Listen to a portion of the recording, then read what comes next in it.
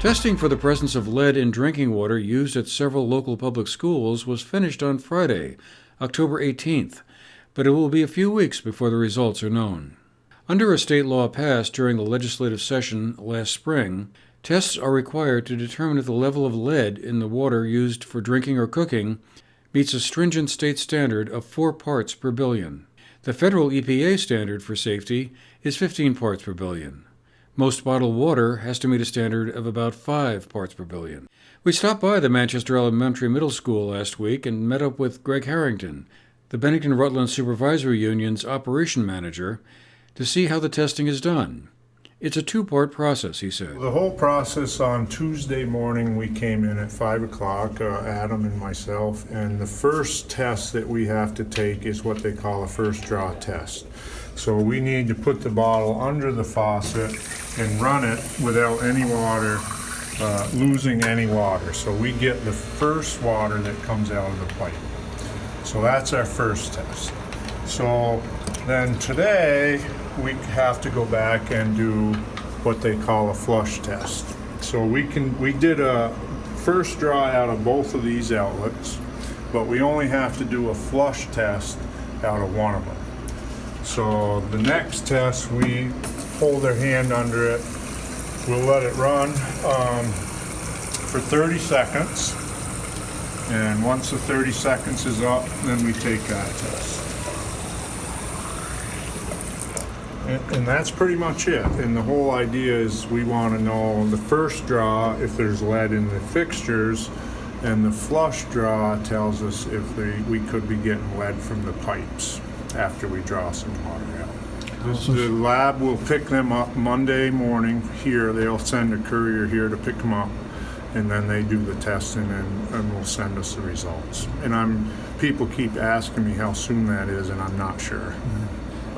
The sense that such tests should be conducted grew out of data from the state's health department, which showed that in 2018, about 420 children around the state under the age of 6 had been sickened by lead, although many of those cases may have been caused by exposure to lead in homes, particularly from paint.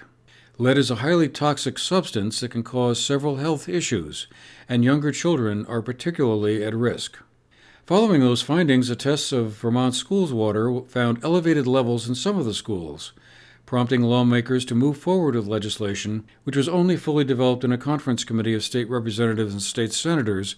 The legislation, which came to be known as Act 66, required schools and child care centers to test for lead in their water. A fund of about $3 million was set aside to help localities and school districts defray the costs of the tests. How much of that will be available to cover repairs or fixes to a school's water system, should problems be discovered, is another question, School Superintendent Jacqueline Wilson noted. If there are any problems, we have to deal with it immediately. The state is agreeing to, are providing some financial support. My largest concern is, will it be enough?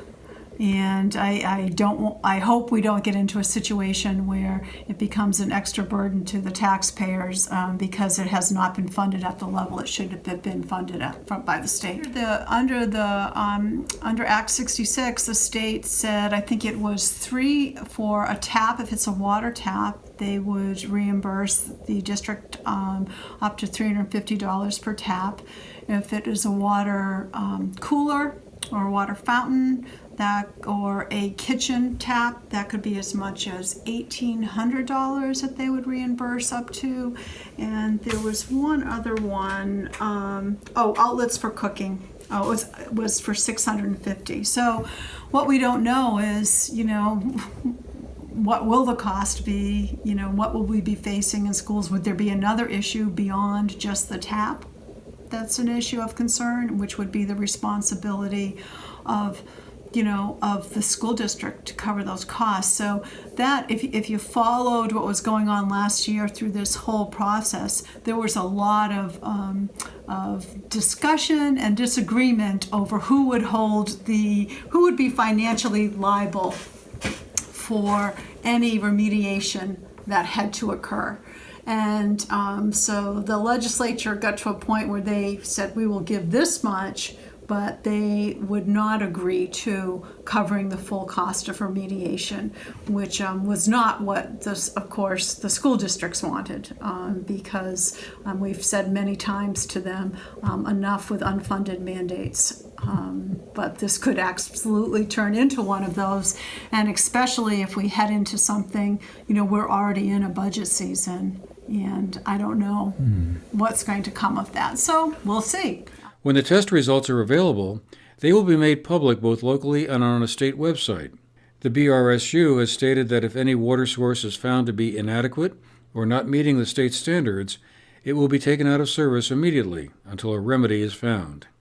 About half the state schools have been tested so far. Water testing is scheduled to continue through the end of next year until all the state schools, both public and private, as well as all child care facilities, have been tested. The results will be posted on a website at the Department of Environmental Conservation. For the GNAT-TV News Project, I'm Andrew McKeever.